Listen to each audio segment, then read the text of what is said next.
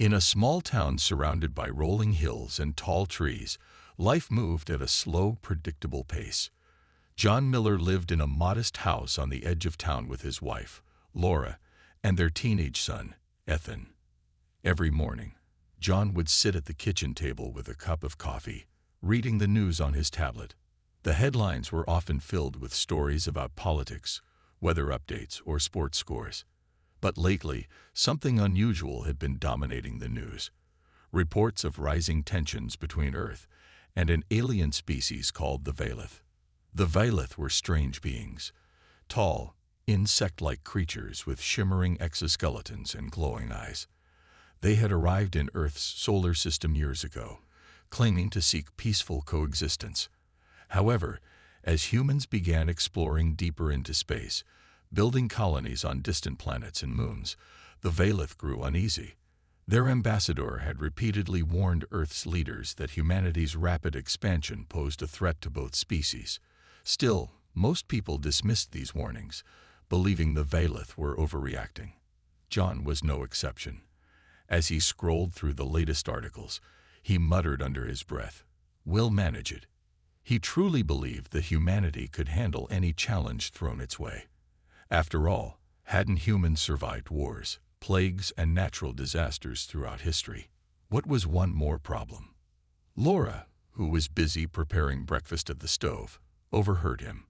She turned around, holding a spatula in one hand, and gave him a disapproving look. "John," she said firmly, "you always say that. Do you even realize how serious this could get?" Her voice carried a mix of frustration and worry. She had seen enough science fiction movies to know that conflicts with aliens rarely ended well. John waved her off, not wanting to dwell on negative thoughts. "Come on, Laura. It's just talk. These things always blow over." He leaned back in his chair, sipping his coffee casually.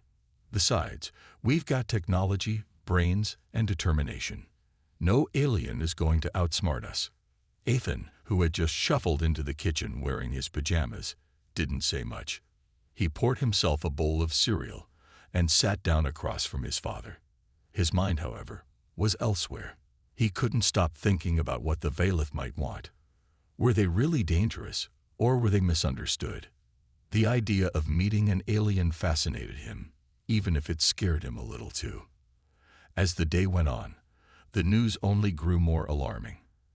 Experts debated whether the Valith were bluffing or genuinely prepared for war. Some argued that diplomacy could still save the situation, while others insisted that humanity needed to prepare for the worst. At work, John found himself discussing the topic with his colleague, Daniel, during lunch break. "I don't know, man," Daniel said, shaking his head. "This feels different. What if they're serious?" John chuckled, trying to lighten the mood. "Relax, Dan. We've faced bigger problems before. Remember when everyone thought Y2K was going to destroy the world? Turned out to be nothing. This is probably the same deal." Daniel didn't seem convinced, but he let the matter drop. Back home, John continued to brush off the growing unease around him. Even when Laura showed him videos of protests outside government buildings or interviews with scientists warning of impending doom, he remained unfazed. "Humans are survivors," he told her confidently. "We'll figure it out like we always do." But deep down, buried beneath layers of optimism and stubbornness, a tiny seed of doubt began to take root. What if this time was different? What if saying, "We'll manage it," wasn't enough? For now, though, life in the Miller household carried on as usual. The sun rose and set, meals were cooked and eaten, and conversations flowed between family members. Yet, beyond the horizon, invisible forces were gathering, a storm waiting to break. And when it did, John would have to confront the reality he had so far refused to acknowledge. The calm of the small town was shattered one crisp morning when an eerie shadow fell over the sky. People rushed outside, looking up in confusion and fear. A massive fleet of alien ships hovered above Earth, blocking out the sunlight and casting everything in a dim, unnatural glow. The Valith had arrived, not with words this time, but with action. John Miller stood frozen in his driveway, staring at the sight. His heart raced as he tried to make sense of what he was seeing. Laura came running out of the house, her face pale. "John, what's happening?" she asked, her voice trembling. Ethan appeared behind her, wide-eyed and clutching his phone as he frantically searched for updates online. The news stations quickly confirmed everyone's worst fears. The Valeth had issued a single message, transmitted globally in multiple languages. "You chose conflict. Now face the consequences." It was short, cold, and final. Governments scrambled to respond, but their attempts at communication were met with silence. The aliens weren't interested in talking anymore. As hours turned into days, the reality of the situation became impossible to ignore. The Valeth began launching attacks on major cities, targeting military bases, power plants, and communication hubs. Explosions lit up the night skies, and black smoke billowed into the air. Refugees poured out of urban areas, desperate to escape the chaos. John watched it all unfold on television, still clinging to his belief that humanity would find a way to win. At work, the mood was tense. Daniel paced back and forth, muttering about how unprepared they were. "They've got us outnumbered and outgunned," he said, shaking his head. "We're not ready for this."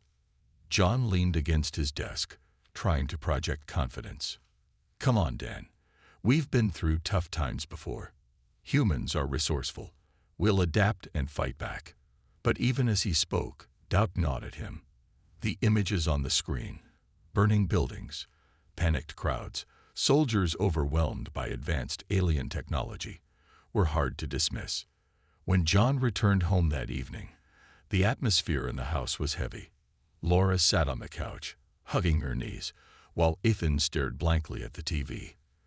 The news anchors kept repeating the same dire warnings. "Stay indoors, avoid large gatherings, prepare for the worst." "This isn't just some problem we can manage, John," Laura said sharply. "Look at what's happening out there." John opened his mouth to argue but stopped himself. For the first time, he couldn't think of a clever response. Instead, he sank into a chair, feeling the weight of the situation pressing down on him. He wanted to believe that things would turn around, that humanity's resilience would shine through. But the evidence suggested otherwise. That night, as the family tried to sleep, the distant rumble of explosions echoed in the distance. It was a sound none of them could ignore. Ethan lay awake, staring at the ceiling, imagining what life might look like under alien rule. Would they enslave humans, destroy everything, or simply take what they wanted and leave? Laura tossed and turned beside John, her mind racing with worst-case scenarios. She thought about their neighbors, friends, and relatives who lived in bigger cities. Were they safe? Had they managed to flee in time? And what about their own family? How long could they stay hidden in their little town before the Valeth came knocking? The next morning brought no relief. Reports surfaced of entire towns being wiped out, their populations either killed or taken captive. The government urged civilians to evacuate to designated safe zones, but the roads were clogged with traffic as millions tried to flee at once. Gas stations ran dry, grocery stores were emptied, and tempers flared as people fought over dwindling supplies. John realized they couldn't stay where they were much longer. Reluctantly, he agreed with Laura's suggestion to pack up and leave. They loaded their car with food, water, clothes, and other essentials. Ethan helped carry boxes to the trunk, his usual quiet demeanor replaced by a sense of urgency. As they drove away from their home, John glanced back at the house one last time. He felt a pang of guilt for leaving, but he knew it was the right decision. Still, he couldn't shake the nagging thought that maybe, just maybe, he should have paid more attention to the warnings earlier. Maybe if he hadn't dismissed the threat so casually, things could have been different. The road ahead was uncertain, filled with danger and unknowns. But for now, all they could do was keep moving forward, hoping to find safety somewhere far from the destruction. The journey out of town was long and exhausting. John, Laura, and Ethan drove for hours, the car packed tight with supplies. The roads were crowded with other families fleeing the cities, their vehicles lined up bumper to bumper. Some cars had broken down, abandoned on the side of the road. Others carried signs that read "No fuel" or "Help us." The air felt heavy with fear and desperation. As they traveled, the group encountered a woman named Sarah and her young daughter, Mia. Their car had overheated and stopped working, leaving them stranded. Sarah stood by the roadside, holding Mia's hand as cars sped past without stopping. When John slowed down and rolled down his window, Sarah approached cautiously. Her face was tired, but her eyes showed determination. "Please," she said softly, "can you take us with you? We don't have anywhere else to go." John hesitated for a moment, glancing at Laura. They didn't have much room left in the car, and adding 2 more people would make things even tighter. But Laura nodded firmly. "We can't leave them here," she said. John agreed, and Sarah and Mia climbed into the back seat alongside Ethan. The added company brought some comfort, but it also made the situation feel more real. Mia, no older than 8, clutched a stuffed rabbit close to her chest, her small face pale with fear. Ethan tried to cheer her up by telling jokes, though his own voice shook slightly. Sarah sat quietly, staring out the window at the chaos around them. Every now and then, she whispered words of reassurance to Mia, promising that everything would be okay. By nightfall, the group decided to stop and rest. They found a quiet spot off the main road, surrounded by trees. John and Sarah worked together to set up a small campfire, while Laura distributed food and water. Ethan played cards with Mia, trying to distract her from the sounds of distant explosions that occasionally echoed through the air. Sitting by the fire, John couldn't help but think about how quickly life had changed. Just days ago, he had been sipping coffee in his kitchen, convinced that humanity could handle anything. Now he was huddled in the wilderness, running for his life alongside strangers. He glanced at Laura, who was busy tucking blankets around Mia. She caught his gaze and gave him a small, sad smile. "Do you think we'll make it?" Ethan asked suddenly, breaking the silence. Everyone turned to look at him. His question hung in the air, heavy and unanswered. John cleared his throat. "Of course we will," he said, forcing confidence into his voice. "Humans are tough. We've survived worse than this." Sarah raised an eyebrow, skeptical but too polite to argue. "I hope you're right," she said quietly. "But I've seen what those ships can do. This isn't like anything we faced before." Laura nodded in agreement. "She's not wrong, John. We need to be smart about this. Hope is good, but we also need a plan." John sighed, feeling the weight of responsibility settle on his shoulders. He had always prided himself on being the problem solver, the one who stayed calm when others panicked. But now he wasn't sure what to do. Every decision felt like a gamble, every turn in the road a potential dead end. The next morning, they continued their journey, driving farther north. Along the way, they passed burned-out buildings and fields littered with debris. Occasionally, they saw groups of soldiers patrolling the area, their faces grim. News reports crackled over the car radio, describing failed attempts to fight back against the Valith. Earth's weapons seemed useless against the aliens' advanced technology. At one point, they came across a convoy of refugees heading in the opposite direction. A man flagged them down, warning them about a nearby Valith outpost.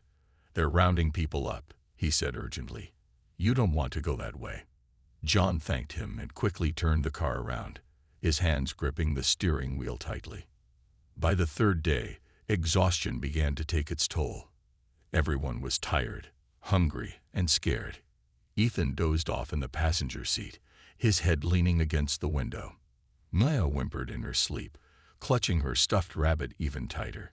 Sarah stared out the window, lost in thought, while Laura leaned her head back, trying to rest. John focused on the road ahead, his mind racing. He still believed humanity would find a way to survive, but doubt lingered in the corners of his thoughts. What if managing it wasn't enough this time? What if they needed more than just courage and determination? For now, all they could do was keep moving. searching for safety in a world that no longer felt safe. After days of driving, the group finally reached a remote forest cabin.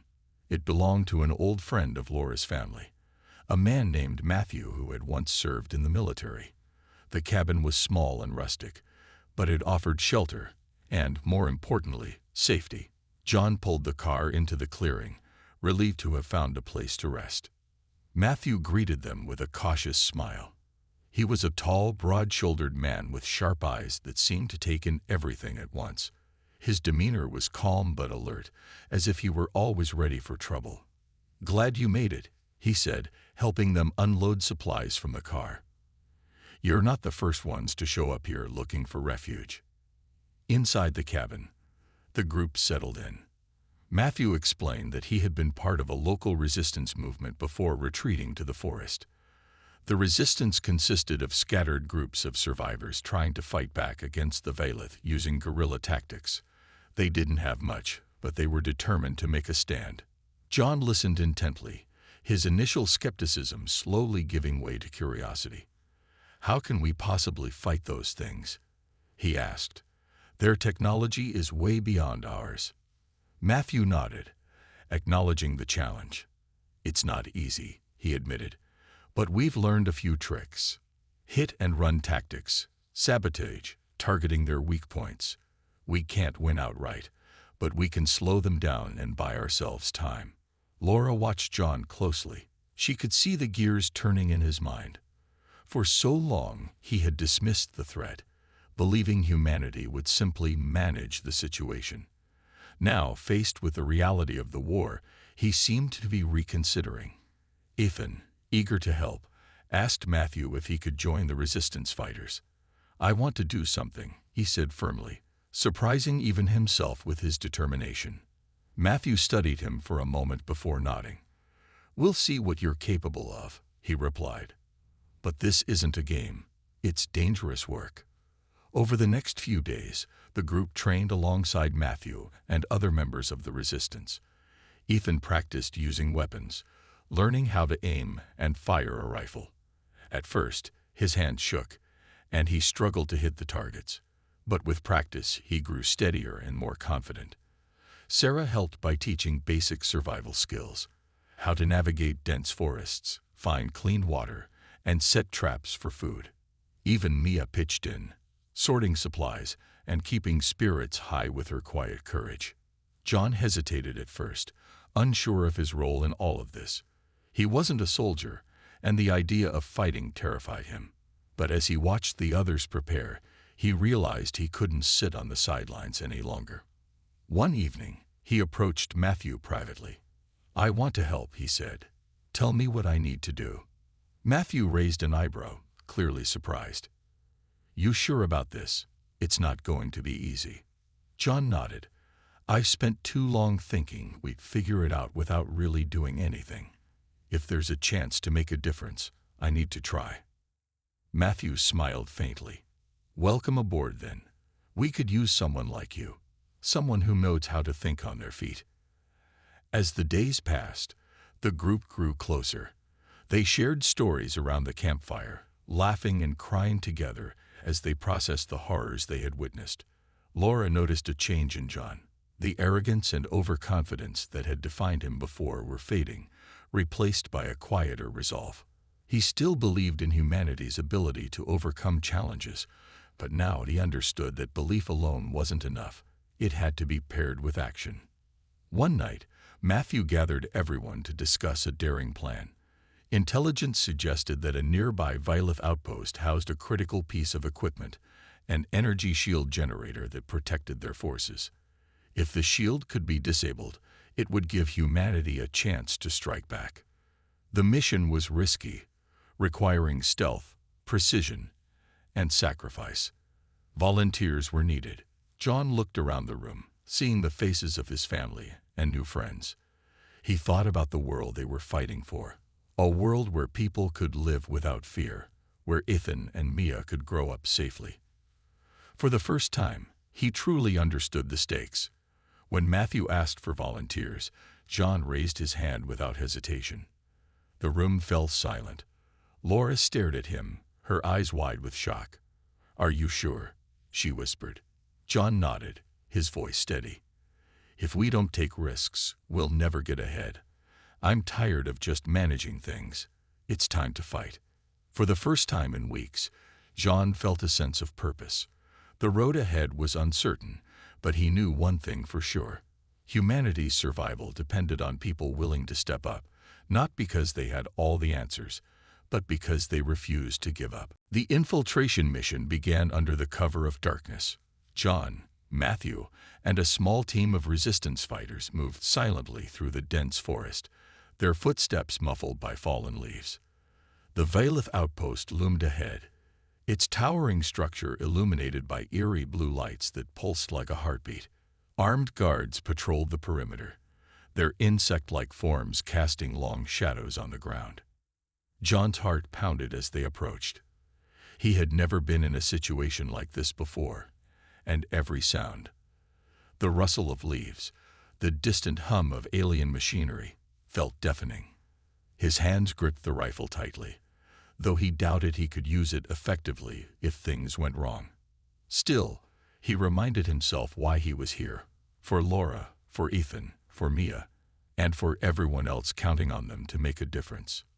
Matthew led the group with practiced precision. He signaled for them to split up, each member taking the specific route to avoid detection.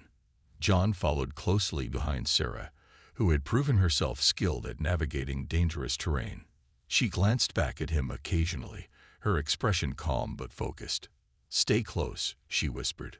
"One mistake, and we're done." They reached the outer fence surrounding the outpost without incident. Matthew knelt down, pulling out a small device designed to disable the electric barrier. After a tense moment, the faint hum of electricity faded, and the fence parted just enough for them to slip through. Inside, the air smelled metallic, and the ground vibrated slightly from the machines within the outpost. The team moved quickly, sticking to the shadows as they made their way toward the shield generator. Along the way, they encountered several Vailith drones scanning the area.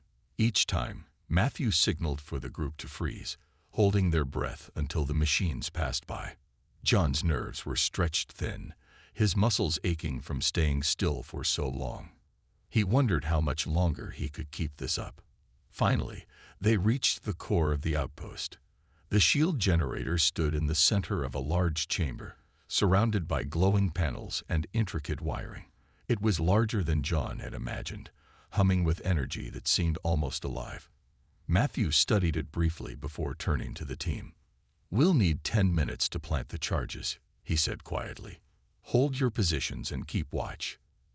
As the others worked, John took up a position near the entrance, keeping an eye out for any signs of trouble. His mind raced with thoughts of what could go wrong. What if the Vailith discovered them? What if the explosives failed to disable the shield? He pushed those fears aside, focusing instead on the task at hand. Suddenly, the sound of movement echoed through the corridor outside. John froze, his grip tightening on the rifle. A group of Vailith soldiers appeared, their glowing eyes scanning the area. One of them paused, tilting its head as if sensing something amiss. John's heart sank. They had been spotted. "Fall back," Matthew shouted, abandoning the careful setup. The team scrambled to retreat, firing shots to hold off the advancing aliens. Chaos erupted as blasts of light filled the chamber, forcing John to dive for cover. He crawled toward the exit, his ears ringing from the noise. In the confusion, Sarah was hit. She collapsed to the ground, clutching her side. John hesitated, torn between escaping and helping her. But before he could act, Ethan, who had insisted on joining the mission, rushed forward to drag her to safety. Together, they stumbled out of the chamber, reuniting with the rest of the group. Back in the forest, the survivors regrouped, catching their breath. The mission had failed, and the shield remained active. John felt a wave of guilt wash over him. He had promised to help, to make a difference, and yet they had accomplished nothing. But then Matthew spoke, his voice steady despite the setback. "We'll try again," he said. "This isn't over. Not yet." John nodded, determination returning to his eyes. They might have lost this battle, but the war was far from finished. As long as there was hope, there was a reason to keep fighting. And for the first time, John realized that hope wasn't something you waited for. It was something you created, step by step, no matter how hard the road ahead might be. The second attempt to infiltrate the Valeth outpost was even more dangerous than the first. The aliens had increased their patrols, and the area around the facility was now swarming with drones and soldiers. John knew that failure wasn't an option this time. Too much depended on disabling the shield generator. As the team prepared to move out, he felt a mix of fear and resolve tightening in his chest. Matthew led the group once again, his plan more detailed and precise. They would split into two teams, one to create a diversion and draw the Valeth away from the generator, and another to plant the explosives. John volunteered for the latter, surprising even himself with his willingness to take on such a critical role. He didn't want to let anyone down, not Laura, not Ethan, not the others who were counting on him. The diversion team moved first, setting off small explosions near the perimeter fence. The blasts echoed through the night, drawing the attention of the Valeth guards. Their glowing eyes turned toward the commotion, and they quickly mobilized to investigate. Meanwhile, John's team slipped through the chaos, staying low and moving fast. Inside the outpost, the air felt heavier, charged with energy. The hum of the shield generator grew louder as they approached, vibrating through the floor beneath their feet. John glanced at the others. Sarah, who was still recovering from her injury, and Daniel, a quiet but steady man who had joined the resistance after losing his family. Both looked determined, their faces set with purpose. When they reached the chamber housing the generator, Matthew knelt to examine it. "We'll need 5 minutes," he said, his voice barely above a whisper. "Stay alert." John took up a position near the entrance, keeping watch while Matthew and Daniel worked. His pulse raced as he scanned the corridor outside, every shadow making him flinch. He thought about Laura and Ethan, imagining their faces if he didn't make it back. But there was no room for doubt now. He had chosen this path, and he wouldn't turn back. Suddenly, footsteps echoed in the distance. Heavy, deliberate steps that could only belong to a Valeth commander. John's breath caught in his throat as the figure appeared, towering over them with its shimmering exoskeleton and piercing eyes. It stopped just outside the chamber, tilting its head as if sensing their presence. "Humans," it said, its voice cold and mechanical, translated through a device. "You are persistent." Matthew froze, his hands hovering over the wires. John raised his rifle, though he knew it was useless against the alien's advanced armor. The Valeth stepped closer, its gaze locking onto John. "Your arrogance brought you here," it continued. "Even now, you refuse to see your flaws." John swallowed hard, his mind racing. For so long, he had believed humanity could handle anything, that saying "we'll manage it" was enough. But standing face to face with the Valeth, he realized how wrong he had been. Humanity's greatest strength, its ability to adapt and overcome, was also its greatest weakness. They had pushed forward without considering the consequences, blinded by pride and ambition. "We're not perfect," John admitted, surprising himself. "But we're trying to fix our mistakes. Isn't that worth something?" The Valeth tilted its head again, as if pondering his words. Then, without warning, it raised a weapon, aiming directly at John. Time seemed to slow as he braced for the worst. But before the alien could fire, Sarah tackled it from behind, buying the others precious seconds to finish planting the charges. "Go," Matthew shouted, grabbing John's arm and pulling him toward the exit. Behind them, the generator began to spark and sputter, its glow flickering erratically. Alarms blared throughout the outpost, and red lights flashed, signaling the impending explosion. The team ran, dodging Valeth soldiers and leaping over debris. When they finally reached the forest, the ground shook violently as the generator detonated, sending a massive shockwave rippling through the air. The shield collapsed, leaving the Valeth forces vulnerable for the first time. Breathing heavily, The group collapsed onto the damp earth, exhausted but alive. John looked back at the burning outpost, his thoughts swirling. He had faced death tonight and come out the other side. But at what cost? The mission was a success, but the war was far from over. And as he stared into the flames, he couldn't shake the feeling that humanity's fight was about more than weapons and shields. It was about learning humility, understanding limits, and finding a way to coexist, not just with the Valeth, but with each other. For the first time, John truly understood that managing a crisis meant more than solving problems.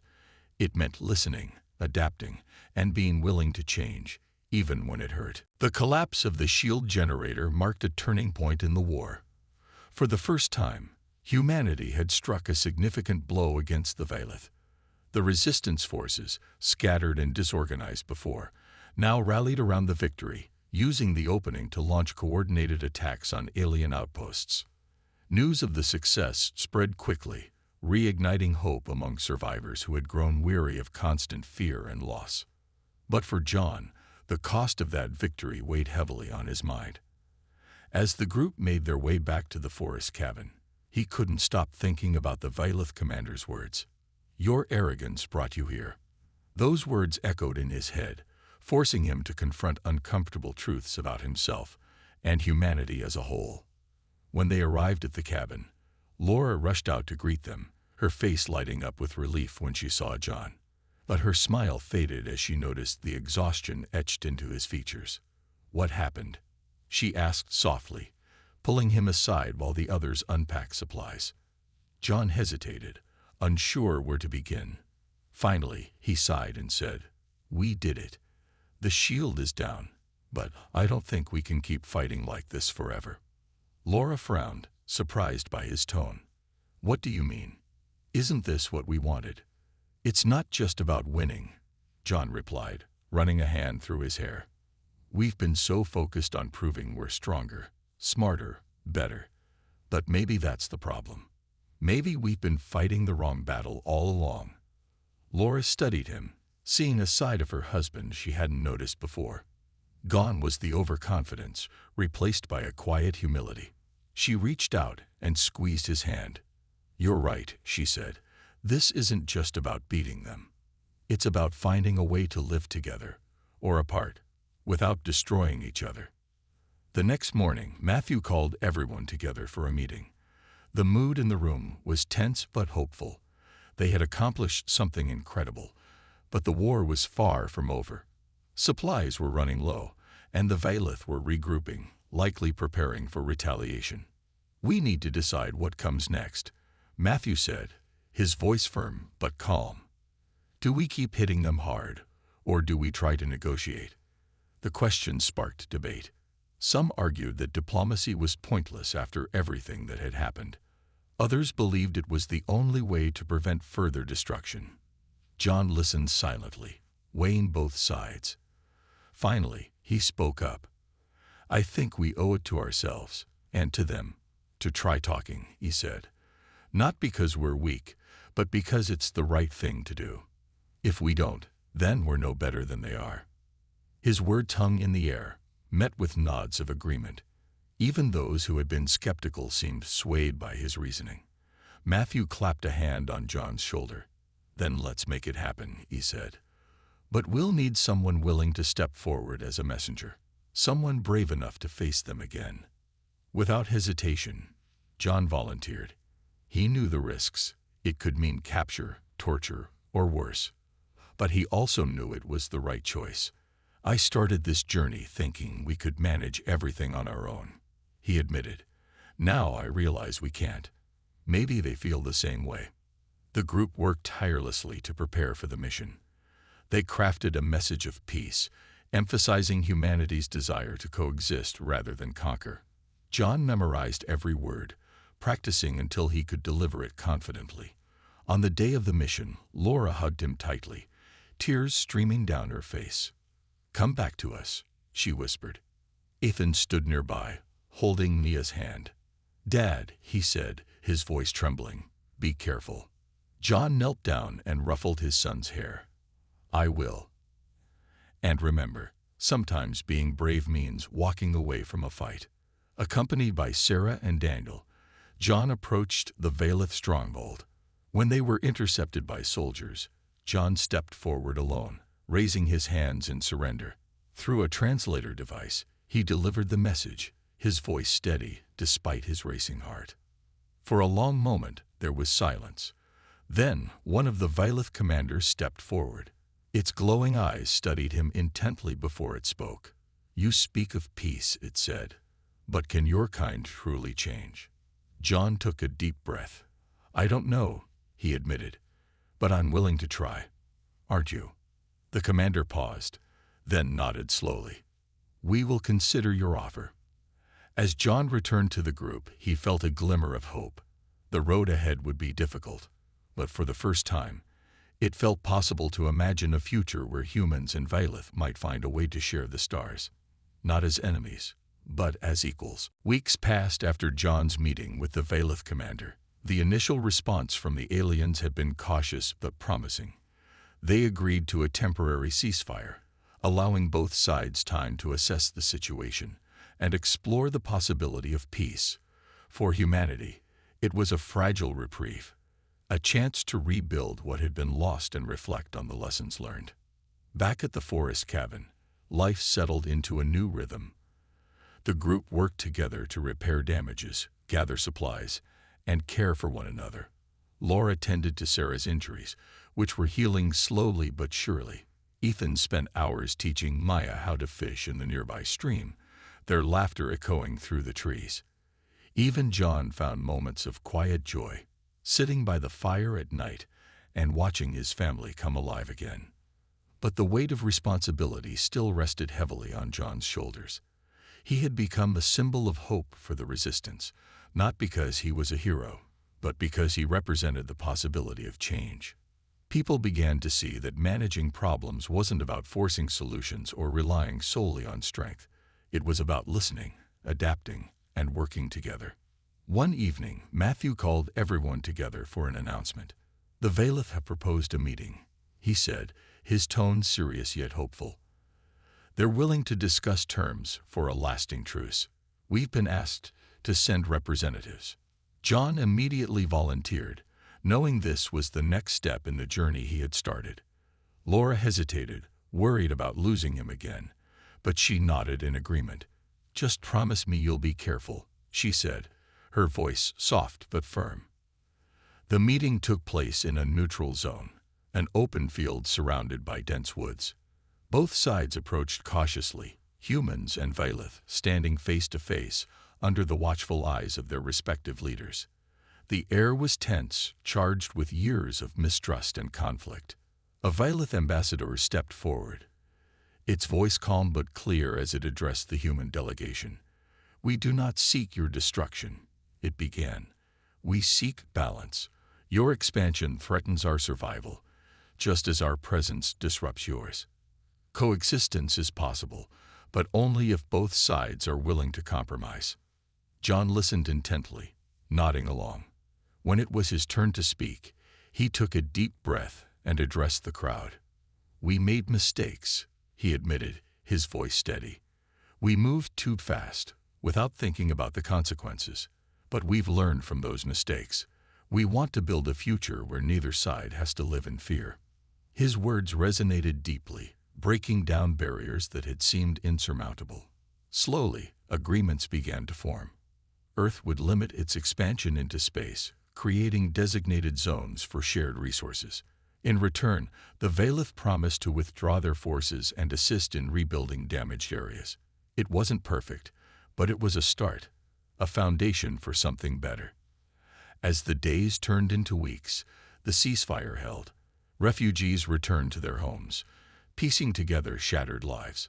Cities were rebuilt, and fields once scorched by war bloomed anew.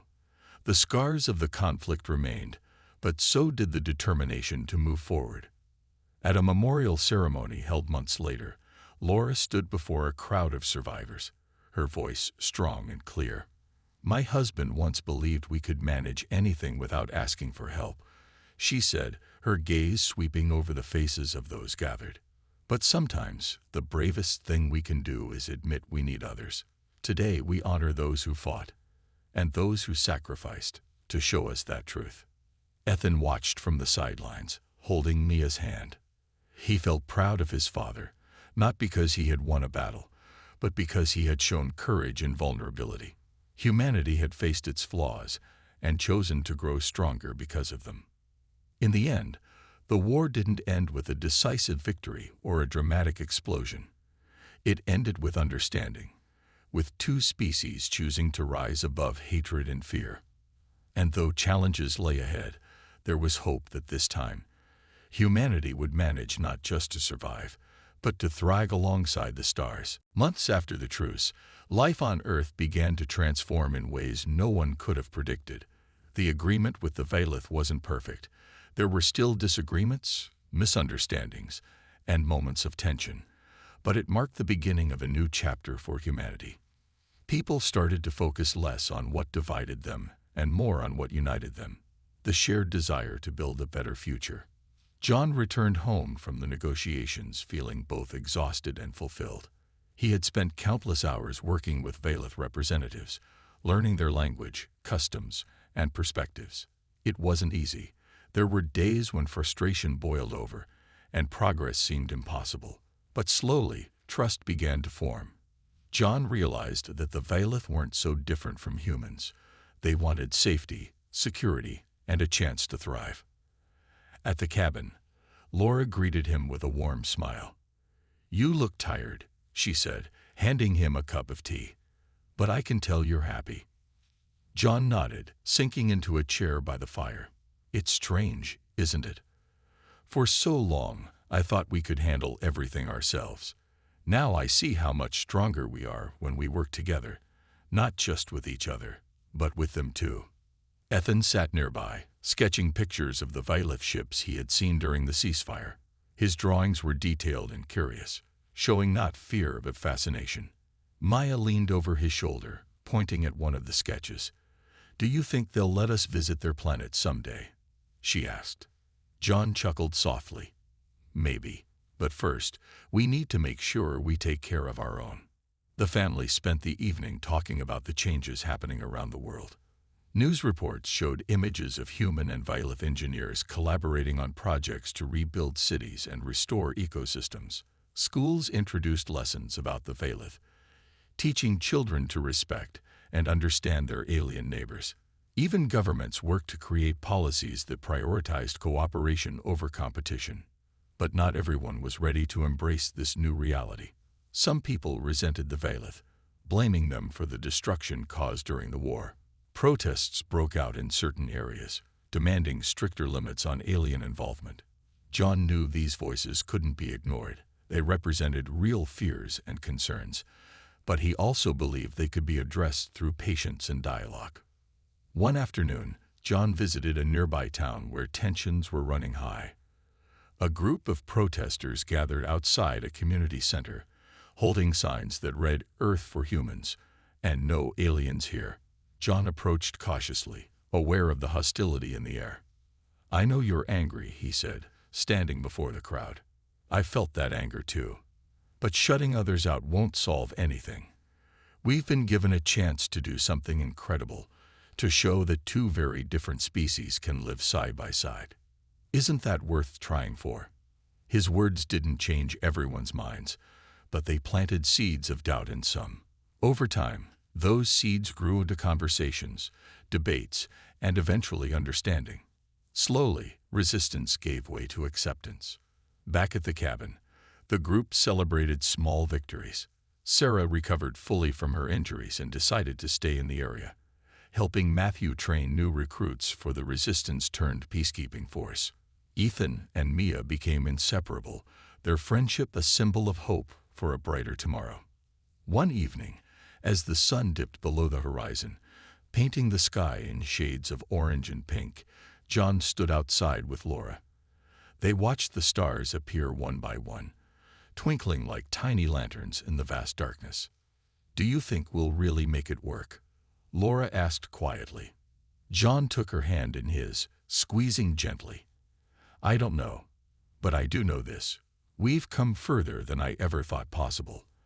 And if we keep listening, learning, and working together, I think we'll be okay." In the distance, a Violet ship passed silently overhead, its lights reflecting off the trees. For a moment, John felt a deep sense of peace. Humanity hadn't solved every problem. It never would. But it had taken the first step towards something greater.